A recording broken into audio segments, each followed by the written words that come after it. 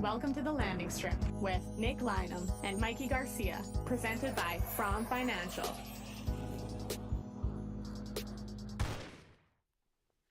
Welcome back to the Landing Strip. After the Winnipeg Jets end the three-game slide with a 5-3 win over the Vancouver Canucks, a definite step forward game, I would say, early on here, and we're going to get into all of that. But first, let's bring in Mikey. Mikey, how you doing tonight, buddy? Doing pretty good. The Jets needed that win more than Dennis Bayek needed a better fitting suit. So it's glad to see that they got off the schneid on this one, and a little bit of Vancouver cooking did them some good. Yeah, it was a couple things that stand out to me right off the bat. Nice to have some power in the old power play. Yeah, no doubt. Something we've been talking about for some time. Iafallo in game 600 puts this one to bed, and I think that was fitting. I want to talk about that line a bit today.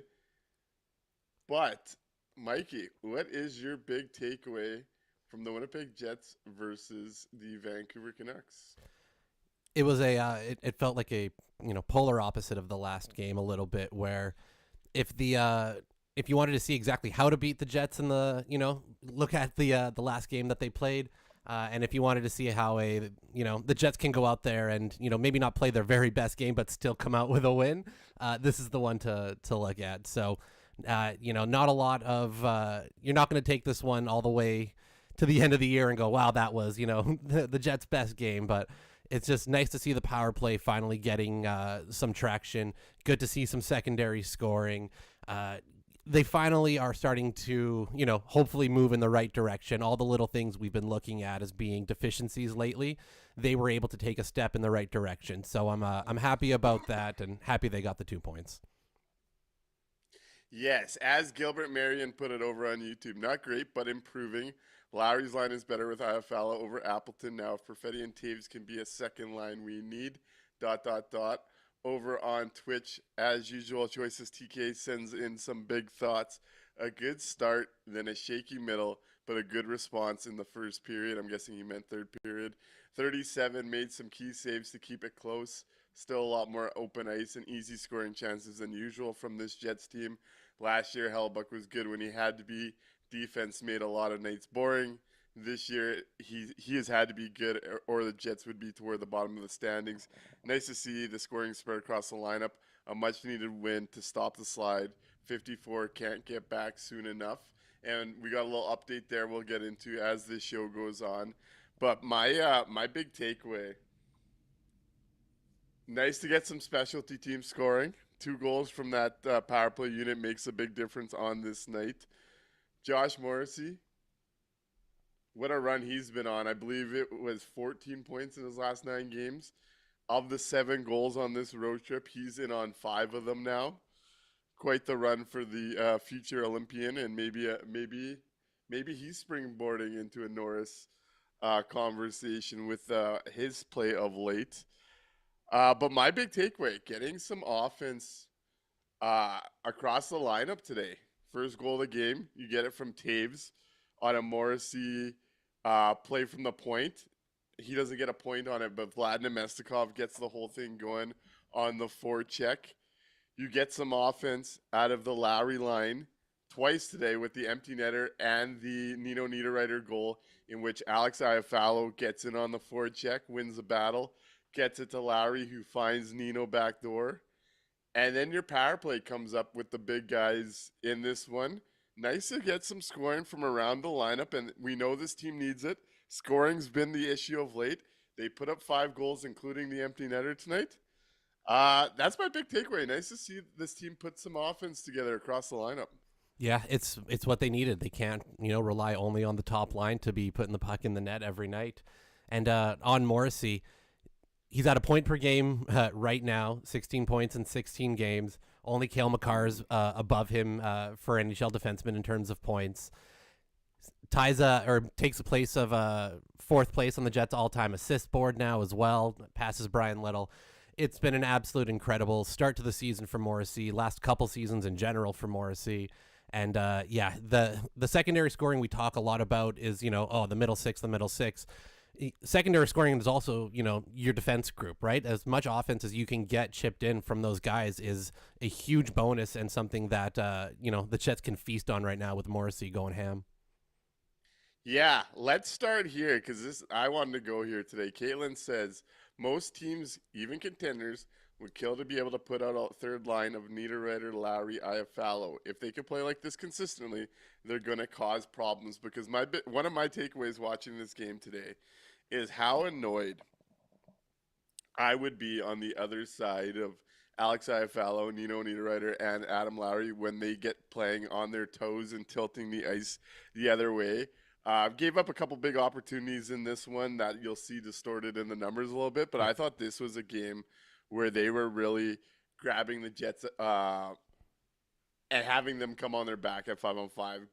How many times did we see, especially Alex Iafallo in game 600, another little milestone for him? We know how good he is with his stick defensively, And this was one of those nights where it seemed like he was picking off a lot of plays and taking them the other way. Those three all are very, very skilled forecheckers. It would be a pain in the ass to get run over by the two bigger boys as well. I thought that those three were an absolute handful tonight, and they really, really were part of the driving force. That started to see this thing turn over for the Jets today. What'd you think? Yeah, absolutely. They mentioned on the broadcast how Lowry said during some of the pregame interviews, it only takes being half a step off in either direction to go from a really, really long shift and a tough night to a really good night and one you feel, strong about. And I think we are starting to see Lowry get on the right side of that equation, a little bit now. It's been 4 games since the return, and it's starting to look more like the Lowry we're used to. And that's bad news for everybody else, because you don't want to see those 3 guys coming over the boards at you time and time again when they're on, because they're just going to grind you into dust. They're going to be chasing you around in your own end, and it's going to cause mistakes. You're going to be giving the puck up, and yeah, when it's on, man, it's really nice to watch, and we're starting to see that, I think, with Lowry finally finding his legs. Yeah, I think this was his best game, his 3rd game of the year. Gets his first point of the season with that primary assist to Nino Niederreiter. Turb Ferguson points out most teams would like that 3rd line except the Jets last year, because Apples needed that spot on the Lows line. Yeah. Definitely was a bit of a coming out party for them, which was good to see. This team seemed to need it on this night. It was definitely a coming out party for the Winnipeg Jets power play. Josh Morrissey breaks the streak, and Josh Morrissey, we're going to have to talk more and more about Josh Morrissey. I know we kicked off the show a little bit, but he breaks the power play streak with that bomb. That looks like it got redirected maybe a time or two on the way in, but absolute cannon. And then Josh Morrissey kicks off the play to Gabe Vilardi. He passes it to Kyle Connor, who finds Gabe Vilardi in the slot. And Gabe Vilardi, no-look backhand top corner. Oh, boy. Absolute thing of beauty for this power play. And early on, it was looking like, is this going to be another one of those nights? One thing we've talked about, one thing Arneil's talked about, too, is not really looking at the power play based on goals. Looking at what they're creating. And early on in this one, they get a couple good chances. One that stands out at the end of the first is Perfetti to Scheifele backdoor, and it would have been the second because Kevin Lankinen was in net for that. Yep. And Kevin Lankinen makes a huge save getting across the crease there. But once they finally got it going, you see a thing of beauty from Gabe Vilardi on the second goal on the power play. Is this the start of good things to come from a power play that was on a bit of an 0 for 14 streak there? What did you see from the Jets power play tonight? Yeah, going 2 for 4. It was the movement that really, you can tell when the Jets power play is going to be going good when the movement is there. And you got to see that tonight. And yeah, that Josh Morrissey blast, getting the puck through was huge. I think they gave it to Taves on the deflection in the end, but that doesn't happen without Morrissey's involvement there. Perfetti back onto that top power play unit as well now for the second game. That's nice to see. That's kind of something we were expecting, that they needed a little bit more creativity on that unit to get the puck to the shooters. So, this was a get-right game a little bit for the power play. Vancouver came in, I think, with the second worst penalty kill percentage in the league. So, you want to go 50% against that team, and the Jets did that tonight. And we know that their power play comes in bunches. So hopefully this is that, that first rock that becomes the big boulder that we know that this power play can be. I see over on YouTube a couple conversation pieces. Mackie said Fetz and Taves together is just wow, and it's only 2 games in. I'm going to ask you your take on that in a second. Doug Henderson says the second line needs to be productive for the Jets to keep winning. And one last conversation on the second line in which Choices TK says, assuming Arneil likes the top and third line, where does Barron go when he returns? Please try him on the second line. It's only been 2 games. Are you seeing what Mackie is seeing with the wow factor from Jonathan Taves and Cole Perfetti? What are you seeing from the second line? So Perfetti and Taves both think the game, I think, in a similar kind of way. They see the ice really well. They're good at anticipating where the play is going to be, where they should be to put themselves in good position. And we've seen flashes of that over these first 2 games. There was a couple opportunities in the last game between Taves and Perfetti, and we saw a little bit of that right in the first period again here tonight. So I do think that is a pairing that can put together a nice run, a good stretch, especially if they're going to be kind of stapled gun together, which I'm assuming they're going to be given a lot of runway for the next little bit to see if this works out. And because of the fact that I think that they're both such cerebral players, they're both really smart and can get themselves into those good spots. I can see, Perfetti to Taves being a very common thing we're going to be hearing a lot of, going forward. So I don't know if I'm there to say that, this is it and, this is definitely going to be the second line and they're ready to go. But I do see the potential in it. I have seen some of the flashes. I'm just waiting to see if it's going to be able to translate into, the defensive side of things as well, to see if that communication stays in their zone and if we can start getting, get some goals out of Perfetti on that line too. Yeah, I'm kind of where Gilbert Marion is with saying they're definitely not there yet, but it's coming. And you see them connect at times, but I think we have to slow down on the Jonathan Taves hype, if I'm being honest, even on a night where he scored. Yep. Because there's one game so far, and it was the LA game where he's actually won the minutes. Before we start saying wow and stuff, I want to see a line that's actually taken over games. And with the Taves line, it just hasn't been a reality. And I actually think we're more likely to see a situation where Choices talks about, like in the first and third line, where the second line is going to have to figure it out together. And if they don't, there's just not going to be a solution to it, similar to what we saw at times last year. I think that's what we're heading for. I'm just not there yet. Based on how that line's performed, I'm just not there yet. Can I give you what might be a bit of a hot take that I've been sitting on that I didn't want to say yet, maybe? Let's hear it. The Jets might be better off moving Taves to the wing and either addressing that center spot externally and still leaving Perfetti and Taves on that line together, but maybe Taves slides over to the wing and we address that center spot in a different way. Interesting. Which I know might not be very popular, but it might be. But it's something I've been sitting on. Hey, we'll talk about that as the season goes on. With this team, I'm trying to take as patient of approach as possible, but I think we've kind of left the station on the Taves hype for someone that has not performed at that level quite yet. I'm not ready to start dropping wows and stuff for a second line that has not been good. Let's put it that way.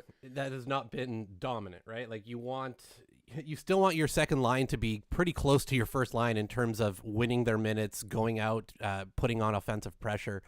At the moment, again, we've talked about it. The Jets have a first line and then, 2 to 3 third lines. As Ryan Thiessen puts it over on YouTube, Taves has been better than expected at this point in the season, but at the very moment, he's not a Stanley Cup winning 2C as I see it, and I think that's more than fair. Tico Napoli is giving him a C+ so far, and Harjivan Parwana is interested in your idea with anything other than 2C. Mikey, he has not been good analytically. My hot take, I guess. I mean, is it totally insane to say a second line of Lowry at center between Perfetti and Taves and Morgan Barron stepping into that third line center role? I'm not interested. Don't like it? I gotta be honest with you. No, I don't like it. Too slow? Too slow of a line? And just not much offensive punch. I mean, there's not much there at the moment. Yeah. Swapping Nemestikov for Lowry, essentially. Yeah, no. We'll see where things go as we go on here. Though in KFC We Trust says, should we get Braden Shen? Is that 2C? What do you think of that? I'm a hard no on that one. That's going to be a way all the way no for me. Thank you. That's why the Jets are playing Luke Shen so much, despite it being painfully obvious, especially on goals 1 and 2. Even though number 2 Connor Hellebuyck should have, he'll want Shen that. Shen a step too slow, gives DeBrusque nothing but space to get open there on that huge stretch pass. I love watching hockey. We all love watching hockey. Luke Shen also loved watching hockey in that moment. He just forgot he was supposed to be playing hockey in that moment. Hey, that's what I'm saying, though. They're Jedi mind tricking Braden into coming to Winnipeg. God, yeah, no doubt. Not going to help fix the scoring thing, but I guess if you want to try and dog your way through the playoffs, maybe Braden's the answer. Win a lot of 1-0 games. Yeah, I think they have to aim a lot higher than that one. Agreed. Though I see the love. Gilbert Murray and basically Kyrou instead of Shen. In an ideal world, absolutely. Caitlin points out Shen at a 30% on ice expected goals. Frosty Winnipeg points out games in a row for Shen. And here, going into this game, I got to pull it up here. Going into this game, this is just a number I cannot ignore here. Since the beginning of the playoffs, the Jets have 3 goals for and 17 against in Luke Shen's 5-on-5 minutes. There is another -1 at 5-on-5 on the night today, so 3-18. 3-18 since Game 1 of the NHL playoffs last year. Yeah, it's pretty bad. Might be cooked. Yeah, might be cooked. If Father Time comes for us all, and it seems like he might have caught up to Luke Shen. It's a step and a half too slow at this point. Yeah, it's one of those games, and I don't think Stan and Pionk got as abused for it tonight, but this was one of those games where it felt like the bottom 4, as we're used to at this point, and Dylan Sandberg's right around the corner. Maybe we'll use this to parlay our way into some Dylan Sandberg talk. This felt like one of those games where even when the bottom 4 had possession of the puck and it was a clean moment from Winnipeg, it became dangerous in a hurry. Hellebuck bailed out the second pair a few times, and the Shen and Fleury pair at this point, we know what they are, and it's likely going to be Shen Stanley, so let's really start to pray when Sandberg gets hurt for the bottom pair. Yeah, that's going to be a tough bottom pair. Even against a team like Vancouver, man, like Vancouver's got a lot of shit going wrong here. Demko is basically on hiatus until today, and he leaves after one period. They got a ton of injuries throughout their lineup. They're not the fastest team by any stretch of the imagination. No, but I am finding it interesting here. I am finding it interesting that BS 1990 and Doug Henderson, of all people, is saying EP40 was awful.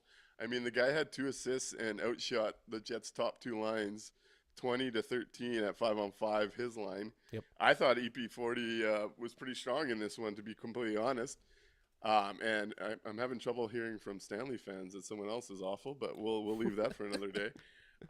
Hey, now Stanley took his mandated 1 penalty every single game. But as Ryan Thiessen asks, serious question. I know Colin Miller hasn't been amazing in the few appearances this season, but why is Shen playing in every game? What is the upside that I'm missing? You're not missing anything. Your eyes are being completely honest with you, Ryan. Luke Shen is a really nice man. Yep. Who's made really good friends in that locker room. Yep. And has a respected career that is going to outweigh what is going on the ice every single night. Strap in for 60 games of Luke Shen playing this year, because if it's not obvious by now, it's never going to be obvious, and it's becoming increasingly more obvious each passing night. Yep, there's nothing on the ice that you're missing. There just isn't. It comes down to his relationships that he's built with the other players, with the coaching staff, with the organization, the body of work in his career up to this point. And them giving him the benefit of the doubt, essentially, to say he can get it right. I guarantee you, he's saying to them, I can get it right. I'm going to be okay. I'm figuring this out. Whatever it is, an injury they're not telling us, whatever. It's one of those things where he's saying to them, I'm going to do this. I can do it. I'm going to get it right. And they're giving him the benefit of the doubt to say, okay, we're going to give you the chance to do so. And yeah, like Nick said, barring injury, you're going to see a full slate of Luke Shen in there every single game, just because that's the way that they kind of build the lineup out. As Gilbert Marion points out too, they gave a second and a fourth. That's why he plays, and that definitely plays into it. Sunk cost fallacy. Yep. And they looked at that cost as a good thing with the term, and despite the term not being such a good thing right now. Frosty Winnipeg does have a theory and asks, are they looking at Shen like Taves? Got to play every game or the rest sets in? And my question would be, if he's playing every day looking like this, what does a rusty version look like? Because holy hell, if this is a fresh version. Yeah, that's some Tin Man level of rust at that point if we're talking about it. So I think it's more so that they're giving Shen the opportunity because he keeps I truly believe he's saying to them, I can do this. I can do this. I'm going to get it right. And they want to give him that opportunity and that chance. And Caitlin over on YouTube makes a good point. They said, people joke, but I'm actually convinced part of it is because they want to get him on the phone at the deadline and tell guys about how great he's being treated by the Jets. I don't know if I'd go as far as they'll put him on the phone to help do some recruiting. But I think it's one of those things that it's out in the world in general, right? Everybody else can kind of see what's going on with Luke Shen, with the Jets, with the situation, and start to put together that, hey, they do treat their veterans pretty good. They are going to, give guys, every opportunity and all this type of stuff. It maybe isn't a great look for young guys trying to break their way in, but if they're trying to attract a more veteran presence, hey, maybe it's a good thing. I still would rather him not be playing, and they can figure out that we're a good organization by the wins, as opposed to that. But hey, that's to each his own. In KFC We Trust asks, are you saying Shen is shitty? Don't sugarcoat it. I think that's exactly what we're saying. He's just not an NHL hockey player at this point. And I got to be honest, if you think NHL players are calling Luke Shen to decide on whether they're going to get traded to Winnipeg or not, I got some oceanfront property in rural Manitoba that I'd like to sell you on. Not buying that theory. Yep, it's probably not going to be the one to put them over. No, but on the flip side, let's talk some Josh Morrissey on the D side of things. This has been a stretch where this team has been desperate for offense, desperate from offense from anywhere on the roster because defensively they weren't putting anything together. Neil Pionk's only got 2 assists. He's probably expected to be putting up more than that at this point of the season. Josh Morrissey becomes finally the leading goal scorer on D tonight with his 3rd passing Logan Stanley, which kind of summarizes the need for offense in itself. Josh Morrissey now has 5 points in the Jets' last 7 goals on this road trip, 14 points in his last 9 games, a point-a-game player, being discussed everywhere as a lock for the Olympic team. What are we seeing out of Josh Morrissey right now? How important has he been to this stretch without Dylan Sandberg? And how important is Dylan Sandberg going to be to unlocking Josh Morrissey a little bit more even, as Dylan Sandberg is now skating in a regular practice jersey and his return seems imminent? Yeah, Josh, the Jets are nowhere near the record that they're at the moment. They're a sub 500 team for sure if Josh Morrissey is also missed any time at the beginning of the season here. It can't be overstated how important he is to the overall, production of the Jets. Everything that they do to be successful, so much of it runs through Josh Morrissey. And bringing Dylan Sandberg back is only going to help that out. It's going to give Morrissey the chance to catch his breath a little bit, take away some of those tougher minutes, give Morrissey the chance to feast on some weaker competition. He's been doing this at a point per game pace to start the year, getting these goals and assists and everything, while also playing the toughest minutes defensively every single game, getting the hardest matchups every single game, and still going out and chasing Cale Makar for the league lead. So it's if there was no Cale Makar, Josh Morrissey would be your out and out North's favorite right now. He's in the conversation, no question. He's going to be on Team Canada, and we're just lucky that we get to enjoy it. Yeah, this is where I do think, despite the need, and we've talked about it for how many shows of offensive help, and you get some offense tonight. This is where I do think Dylan Sandberg will help the team offensively, is having guys like Josh Morrissey now getting softer minutes when he returns around the corner to continue building on what he's already been doing when it's only been him and a bunch of nobodies in the big picture of all of this. Plays nearly 24 and a half minutes tonight and was impactful in all of them. Once Sandberg gets back and is able to settle things down back in the top 4 of this Winnipeg D-core, it should help Neil Pionk focus on going the other direction and putting up some offense. But it will give Josh Morrissey a lot easier minutes to leverage himself within, to keep pushing the pace for this Winnipeg team. I've said it before, I'll say it again. Outside of Connor Hellebuyck, he is this team's MVP. Yep. And he's certainly been their best player the last little bit, trying to get this thing going in the right direction. Speaking of big minute defensemen, how often was Quinn Hughes out there tonight? It felt like every time it felt like every time the puck went up and down the ice once, all of a sudden Quinn Hughes is the one starting it the other way. Plays 28 minutes and some change tonight. Speaking of the league's league elite, that was while leaving for an injury, by the way. Yep. What'd you think of Quinn Hughes tonight as we roll through Vancouver? God damn, he's an absolute monster. He played half of the game while still leaving for a bit to get patched up, and also winning his minutes while he's out there, tilting the ice in Vancouver's favor. It's incredible what he can do. He might be the most talented defenseman in the National Hockey League, just absolutely, just top to bottom.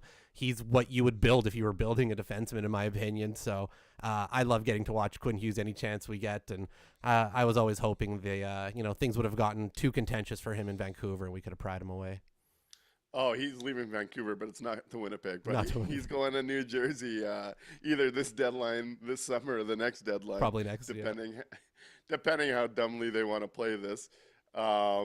Watching him, though, so I watched his last game, and it was funny because Sawyer was really comparing his spinorama at the blue line to Josh Morrissey's, who we see Josh Morrissey when you watch the Winnipeg Jets pull out that spinorama when he's feeling it occasionally. And it was funny because last game, Quinn Hughes pulled that out twice in one shift. It's been quite the regular in his repertoire, and it did really feel like he was the one that led every shift for the Vancouver Canucks from the blue line, really pushing the play up the other way.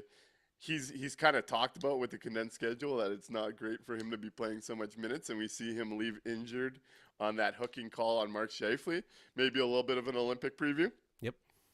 Mark Scheifele beating Quinn Hughes to the slot and Quinn Hughes having to take a hook. Oh. But yeah, that's one of my favorite defensemen to watch, and his growth has really been remarkable. If you remember when he first came in the league, wasn't the strongest guy, didn't play much defense, and watching what he's become now, for me, he's right up there in the old Makar combos. So yeah, always nice to see the star level talent as you're working through the NHL schedule. Nice to get a win against some of it as well. Yep, absolutely. I see there's a few people interested in the oceanfront property in rural Manitoba. As Festernator says, hook me up with your realtor, Nick. I'll get him on the phone tomorrow. And T. Kona says, Nick isn't on Hudson's Bay. That's right. I may be interested. It's right on the bay.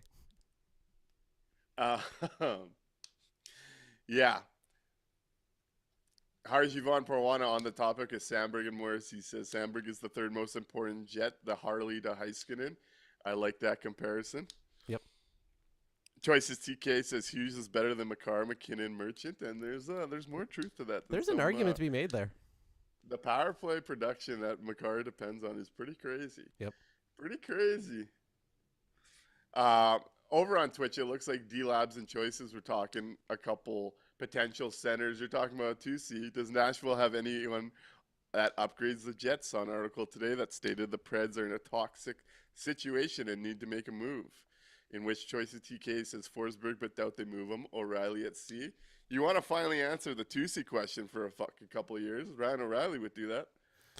I mean, yeah, 34 years old, you can probably squeeze another couple years out of ROR, and the Jets have this window right now. Yeah, let's stick with this game before we jump on to the other side. Let's move into the From Financial Face-Off. So if you're in the chat, we want to hear from you. What was the biggest difference that brought the Jets back into the win column tonight against the Vancouver Canucks? Let us know you're from Financial Face-Off, and let's discuss it. Let's go, Mikey. Let's hit it.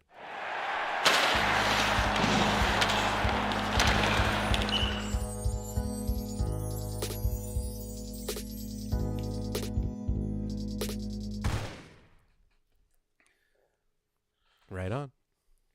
As usual, you could start us off. What was your From Financial Face-Off from the Jets versus the Canucks tonight? You know, we've been harping on it for the last little while. It's been a big topic. They went over for quite a while coming into this game, but the power play finally goes 50% for tonight. We start off the game with the power play goal, get another one later on. It's exactly what they needed, feasting on the second worst penalty killing team in the league. Yeah, they're bad, but you want to go 50% against a bad team, and it got the offense clicking again. And hopefully this is the beginning, like I said, of that avalanche that's going to come pouring down with the Jets power play, because unfortunately they are still pretty dependent on the power play to help them win games. We've had too many of these, 1-goal games that, go late. So this is hopefully the start of something big, and we can get this rolling again. I'm just going to correct you here. The first power play goal was the fourth one of the game. The second Jets goal. Oh, sorry. Taser's goal was a 5-on-5. Yep. But I wanted to go that same direction, so I'm going to think on mine here as I dive into the chat. Gilbert Marion's From Financial Faceoff is Velarde GOAT, and Velarde sure scored. Here, I'll ask you. I'll ask you this. If you're in the chat, let us know as well. Whose backhand goal for the Winnipeg Jets was nicer of late? The Kyle Connor one? A week and a half ago? Or Gabe Velarde's tonight? Which was the nicer goal? That's tough. That's tough.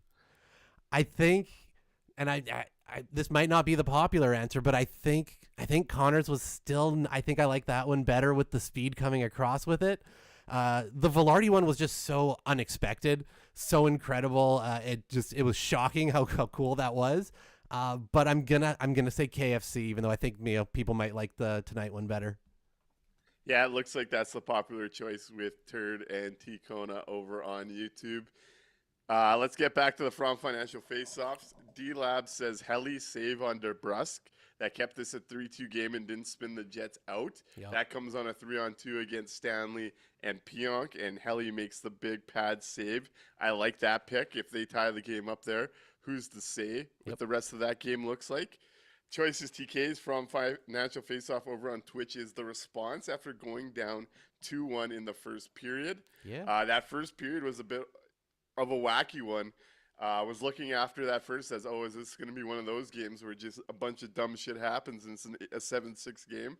The things really settled down in the second period, but the Jets responded well with Dennis Bayak, bang, bang, to take the 3-2 lead out of the first period. So like that one from Choices. Over on YouTube, Fascinator88 is the power play clicking again, just like you, Mikey. Yep. Turd Ferguson says, as mentioned before, was the Jets going bang bang with Bayak in the house just poetic as his From Financial Faceoff. T Kona's is the Jets played a full 60. T Will says the biggest factor that brought the Jets back into the win column for his From Financial Faceoff, they were playing the Vancouver Canucks. And that's probably a fair one. I don't think this was the highest end game by any means of the imagination. Yep. Caitlin says, From Financial Faceoff, second and third lines dominated the Abbotsford Canucks. Julian says it sure as hell wasn't Luke Shen looking at as he misses on those first two period goals. Like on that first one, like he's just hanging out, like he's watching, and I think he's having a good time doing it. But like, man, wake up. Some comparisons to the KFC and Velarde goal. Caitlin says Connors look nicer, but Velarde's takes more technical skill. And Ticona says KFC with speed and Velarde was no look. That's funny. I actually saw the exact opposite. I thought Velarde's looked nicer, but I thought Connors needed a little bit more control. Whereas the Velarde one, you're kind of hoping that goes in. You know what I mean? That's something that you're kind of going and praying at. But either way, both incredible. Yeah, I'm gonna go with my From Financial Faceoff today. I'm going to go with, I think the power play was the difference, but you mentioned it and others did, so I'm going to try and go off the board. I think the Jets were really strong on the forecheck and creating turnovers on a pretty weak defensive core outside of Quinn Hughes there. You see it on the Jonathan Taves goal on the opener. Yep. Vlad Nemestikov gets in on the forecheck, creating the turnover, getting it to Josh Morrissey. The rest is history. You see it on the Nino Niederreiter goal with Alex Iafallo getting in there, stealing it, going behind the net across ice to Adam Lowry, who finds Nino crashing the net. I think the Winnipeg Jets did a great job today, better than we've seen the last few games getting in on the forecheck and taking advantage of a decor outside of Quinn Hughes that is pretty prone to coughing it up. Yep. And they score 2 goals off of that. They create more opportunities throughout the game off of a great forecheck. I'm going to go with the Winnipeg Jets forecheck was the From Financial faceoff for me in this one. Hell yeah, it was so evident tonight. They were just coming at Vancouver with it, so that's a good one. Hey, thanks. I had to think about it there for a minute. If you want to call in on this late night after the Vancouver Canucks get beat by the Winnipeg Jets, feel free to now call in at 204-800-0409. I realized listening back last show, we had forgotten to get to T-Kona after the From Financial faceoff. So T-Kona Pauly, if you're looking to call in tonight, now is the time. That was my bad last time. Sorry about that, Kona. But yeah, if the mayor wants to call in, 1-204-800-0409, give us a call. Get on the line.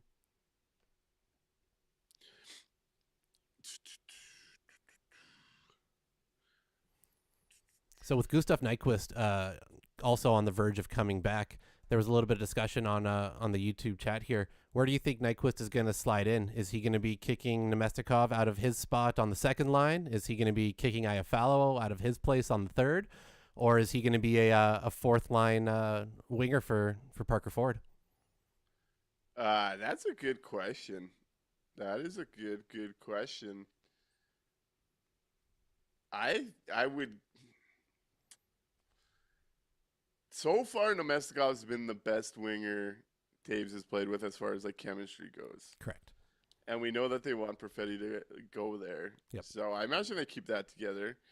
After a game like this, and how much I felt that Larry line really looked the part, the way that the Jets want to play and turn things over to the next group, I'm going to guess he comes in on the wing for Chibrikov on the fourth line with Pearson and Ford until Morgan Barron comes back. What do you think? I have a horrible feeling that he's going to be unseating Alex Iafallo on that third line. And I don't want it to be that. I would much rather have Iafallo in that spot. We talked about how good that trio looks, especially on the forecheck when they're going. And I don't think Nyquist gives you that same level that Alex Iafallo does.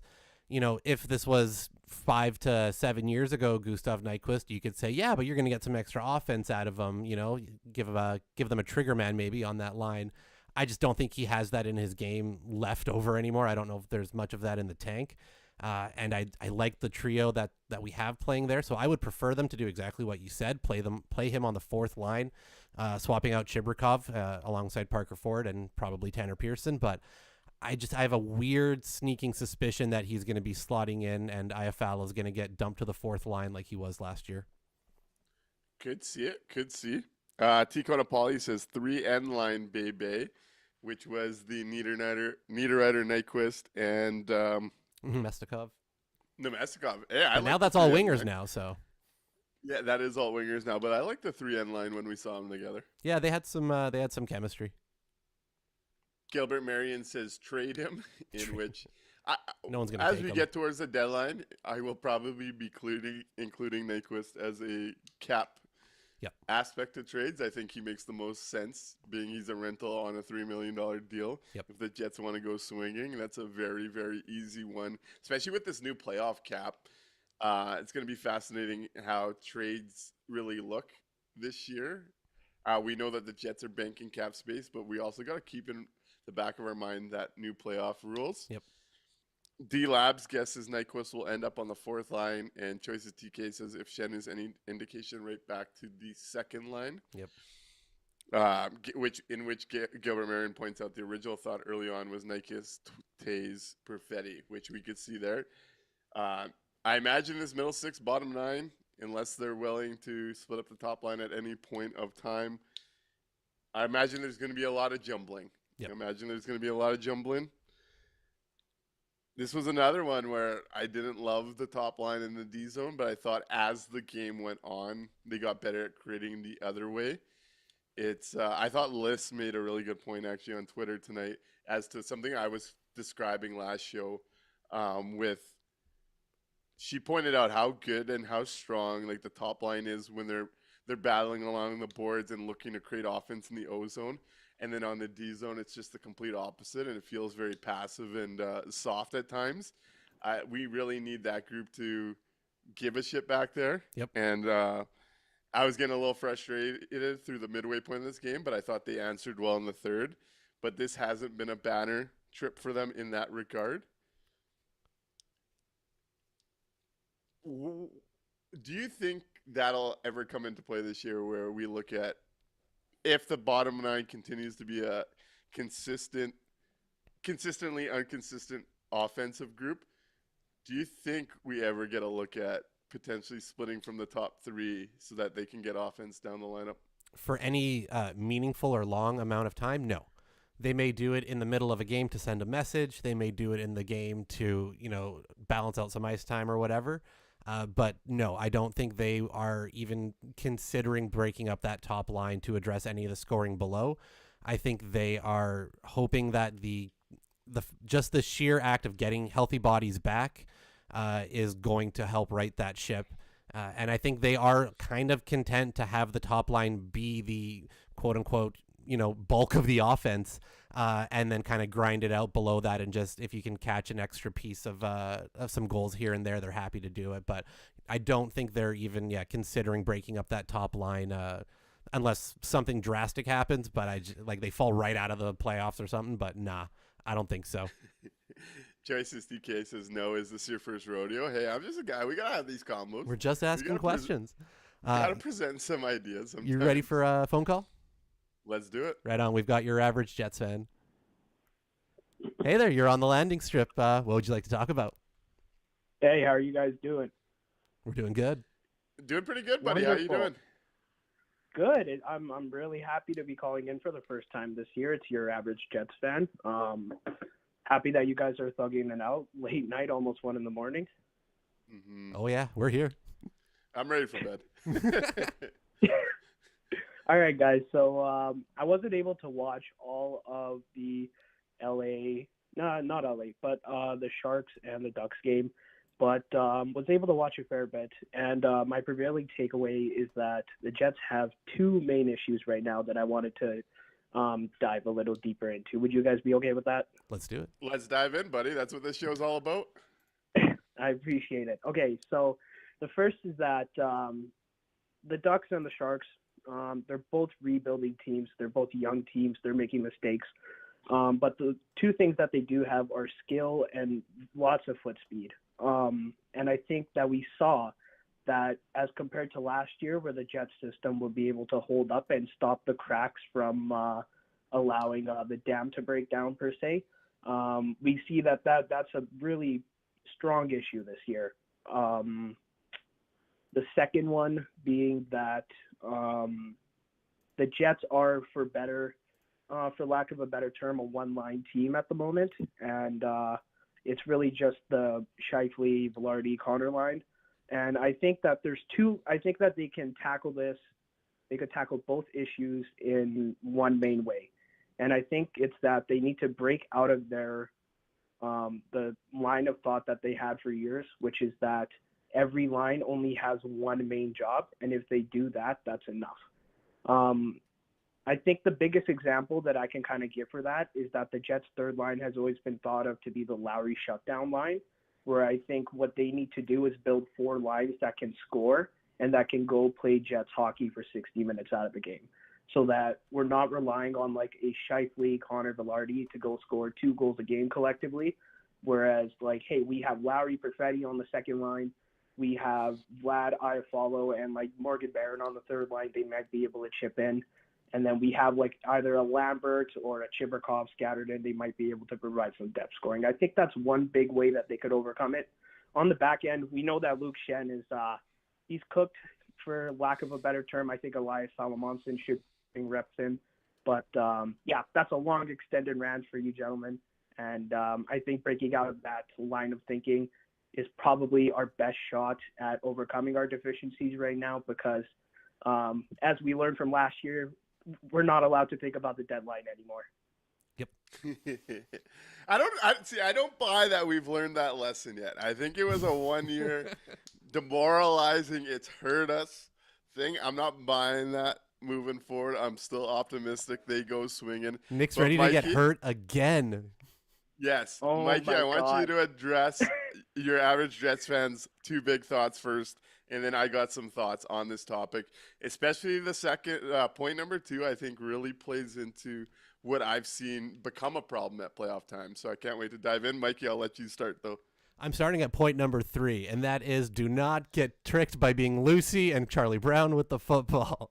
No one is coming to save us. Nobody is coming to save us. You're wrong. We need You're to wrong. no. We need to address these You're things completely wrong. in-house first.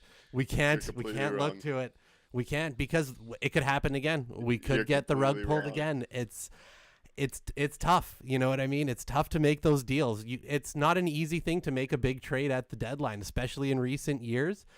If we keep going, man, what's this team going to look like then? I'm worried about it. I don't know. So I'm with you. I'm not waiting to see who's going to come save us. I think they have to figure this shit out now, with the guys that they have in house as much as they can, and that goes into what you're saying on the very first point, that the line rolls are too rigid.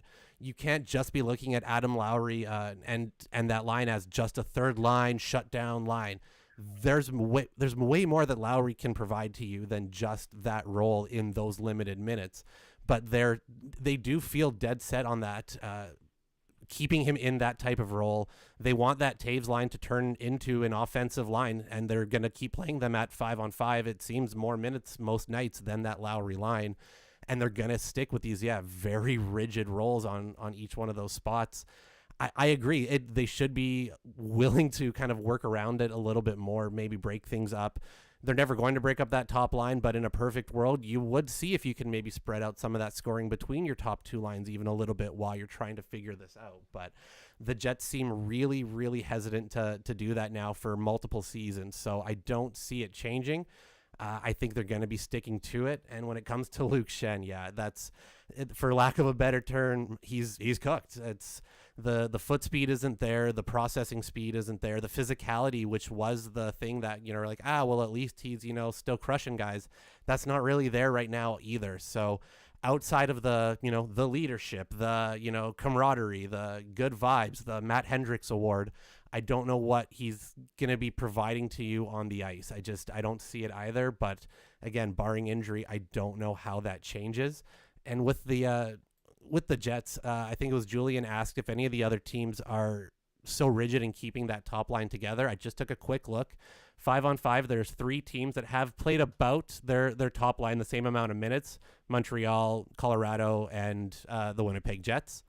The only difference is that Colorado and Montreal's top lines are well above 60% in terms of expected goals percentage, while the Jets are sitting below 50. So, and that's a big issue because we know, I believe it was the second intermission of Game 7 before the Jets made that comeback against the Blues, and Blake Wheeler was sitting there saying, the first line is great. Like, they scored more goals than anyone else. And, like, the main way to go through that argument, and sorry, Nick, because I know I cut you off, buddy, is like if me and Nick were running a race and we were running a 10-kilometer race. And if I let Nick start at the 6-kilometer mark and I started at the 0-kilometer mark, Nick would probably win, even if I were like twice as fast as him. I'm not. Yep. I'm not. Nick's a beauty, and I can't keep up with him. But you might be. But like that's the line of thought. The Jets don't see it that way, which is annoying. Okay, I'm gonna dive in here because this comes to where I think people have not focused enough in the playoffs and what's gone wrong for the Jets in the playoffs. And this is an important topic because this team is going to be judged on games 83 plus at the end of the year. On the topic of rigid top lines, last year, using the full season, the Jets top line played 160 more minutes than the next closest version, which is not nothing. And I think your average Jets fan makes a great point that gets missed, and that is that last year it was being called the best top line in the NHL, and I kept pushing back and saying it was closer to mid because you don't have those extra minutes in a 7-game season for these raw goal totals. You're producing within the minutes that you're allotted in a head-to-head battle trying to get the 4 wins. And this is where the rigid stuff and the set lines and being good at one thing comes to hurt them, because come playoff time, they have their top line that they expect to outscore the other team's minutes. Then the Adam Lowry line becomes the second line for the team because it's their shutdown unit. And between those two lines, as a top 6, the Winnipeg Jets top line is one of the easier top lines in the NHL to really manage against once the playoffs come. You know that they can get caught cheating. And on the road last year, between the Winnipeg Jets top 6 of Adam Lowry's line and Mark Scheifele's line, on the road, they only had like 2 goals in the playoffs at 5-on-5. It is that rigidity or nature and having one set thing that does kill the Winnipeg Jets come playoff time. And that's why this core has had a lot of problems outside some of the Connor Hellebuyck stuff, especially in round 1 last year. This is what it comes down to. So I think you've absolutely nailed the problem here that has to get addressed over the year. Where I will push back on Mikey a little bit and you a little bit, because I think you have the right idea, but the reality of the Winnipeg Jets roster right now, until the deadline, until ads come from externally, they don't have the talent to build out 3 scoring lines, never mind 4. I just want 2. Yeah, but they don't have the talent to, like, this is why I would hammer this home in years past when you had guys like Ehlers, you brought in guys like Monahan, Toffoli at the deadline, and you actually had a load of talent you could spread out and use Adam Lowry in the way you're describing. The fact is, the Winnipeg Jets don't have that. We laughed at Toronto for having a core 4 of offensive players. The Jets have 3. You just can't split that up through enough right now, and that's why an ad is going to be so important, and this doesn't just get solved within, because there isn't the talent to solve from within in Winnipeg right now. Yep, totally agree with that you know part. what? I fully agree, and I think you nailed it. We talked ad nausea during the summer about how when Ehlers left, I felt like what they did to replace it was a whole lot of nothing. And so, like, the cup contention window, I feel like the contention is kind of in brackets because they're just lacking Correct. the firepower. Correct. Oh my God, I lost my train of thought. But yeah, it's just the trade deadline is going to be super important. What I do think the Jets need to do is be willing to do something uncharacteristic. And I think it's just whether it's that's changing your lines, whether that means if there's a guy that becomes available that isn't traditionally, it means you overpay. I think the Brock Nelson thing gets talked about a lot, and I think the Jets were willing to pay the price needed to get him. But I think the reason why Brock Nelson would have cost so much is because everyone and their mother knew the Jets needed a 2C. And, like, hey, the 2C would have been an issue even if you tried Adam Lowry at 2C, even if you tried Lambert at 2C for, like, 15 games. But the whole league isn't writing down in paper that you need a 2C if you're not always just running domestic off there and everyone knows, hey, they're leaving that gap open for the trade deadline. I do think it kind of comes down to the line of picking, but I agree with you, Nick, that the firepower isn't there without some type of external help at the moment. Yeah, and that's why I'm going to be a proponent as these slumps hit that, hey, the Winnipeg Jets are paying Mark Scheifele $8.5 million. They're going to be paying Kyle Connor $12 million. And when you have offensive deficiencies, guess what? If you're paying the boys that much money, it's time to show the NHL that they could ride on their own and carry a line on their own, because that's what the Winnipeg Jets are going to need as this season gets going. They haven't been split up for years. They likely won't be, because we know the Jets are stuck in a mindset and they haven't tried this kind of stuff. But let's be honest, when you're taking up $20.5 million of the cap and you're straddled to each other and your team's struggling to score, it might be time to look in the mirror like other star pairings have had to across the NHL. But I don't think the Jets are ready for this topic. I don't think the most of this market's ready for this topic. But this is the type of stuff you're going to have to start thinking about if you're serious about the Winnipeg Jets trying to take a run with this group as built.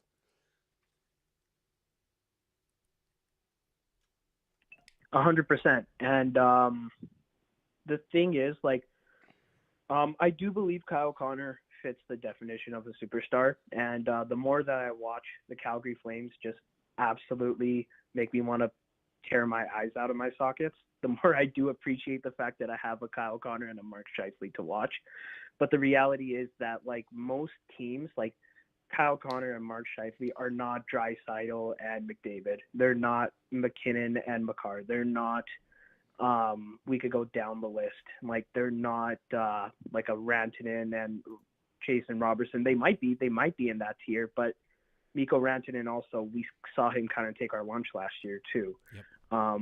And with that money comes expectations, the same way where it's like, Steve Dangle talked a lot about how in Toronto, everyone loved the kids, Nylander, Marner, Matthews, until they decided to say, hey, I want all my money and I don't really give a fuck about anything else. Then the playoffs kicked in, they didn't perform, and the market was quickly like, we hate you guys. The Jets, Scheif is on a decent value contract, and I think as the cap ages, as long as he doesn't age terribly, I think he'll be fine. But with money comes expectations, especially Kyle Connor. That's a big price tag, man. A big price tag to show your worth outside of playing with the 1C that you've ridden your entire career, I think. I think that should be a fair question that should be probably answered when you look at how this roster is built, but that's just me. Your average Jets fan, great to chat with you. That was a really good combo. I hope you have a great rest of your night, and I look forward to hearing from you in the coming shows, buddy. I appreciate you guys. You guys take care. And Nick, the baby face was it was strange to get used to. I'm happy we got some beard on there again now, eh? Hey, I'm happy too. The baby face is tough, and we might be losing the red in the beard. It's going to be interesting. It's all right, man. It's all right. Take care, gentlemen. Sleep well. You take care. You take care as well. On the topic, as we were just describing, the YouTube chat has been enjoying that conversation. A few comments on that comes with Julian saying, where was it here? The Jets don't have the talent, and they haven't tried to add any more scoring talent. They keep adding bottom six defensive forwards. Caitlin says there's no one good enough except arguably Perfetti to play with those guys effectively. T. Will says that the Jets do have a talent deficiency. More talent has been heading out than coming in for a couple of years now. The PLD deal slowed that down a little bit, but it's been a net loss for a while. And the PLD deal definitely did slow that down. That is one that they came out well ahead of, but It has been a bit of a slow bleed. Julian says on the topic of the highest paid players, if these guys are supposed to be good enough and they're the highest paid, let's see them drive on their own lines. It's not ridiculous to ask and wonder, right? If those are your superstars, quote unquote, those are supposed to be your best guys, can they do it away from each other, or do they absolutely have to be, staple gun together? Is it a Pionk, Sandberg situation where Pionk needs that safety blanket to be any point of effective? Or, is it a Josh Morrissey where he doesn't matter really who his partner is, he's going to go out and do his thing? It's something to consider. T. Will makes a good point as well on YouTube. There's a reason why we're talking about Scheif sneaking in the back door of Team Canada and not walking onto the second line or something. He's good, really good, not great. And that's, again, I don't know how to argue that. I don't know how to say that's not true. And Caitlin brings it up. I think Scheifele can drive a line on his own. I suspect the coaching staff don't fully believe Connor is a $12 million player without him, and something to think about. Yep. Well, Ryan Thiesen's disappeared. I was going to read that one out, but I can read it here for you if you like. Oh, no, it's gone as well. Sorry. Gilbert Marion points out, too, between the three of them, with Velarde now being at $7+ million, almost $28 million for those three. And that might be something that they have to run into here. Yeah, it's going to be an interesting question to see how they address the scoring issues. If Perfetti isn't the magic answer, if he isn't the one that, comes in and after 5 games and, unlocks Jonathan Taves and they create this incredible chemistry and the second line is now just as good offensively, if that doesn't happen, it's going to be really interesting to see what the team's response is going to be. Are they just going to keep going with the same scenario over and over again and just pray to God it works out? I kind of think so. Or like your average Jets fan said, are they going to do something that we're not expecting? Are they going to do something that goes kind of against their conventional wisdom, the things we've seen them do over and over these last 2 to 3 seasons. I'm real curious to see which way it goes. Yeah, we shall see. Definitely a great combo tonight and one I've been wanting to have. Let's move in. I'm getting a little sleepy. We just passed 1 o'clock. Let's get into the 3 stars and get out of here on this night. Right on, let's hit it.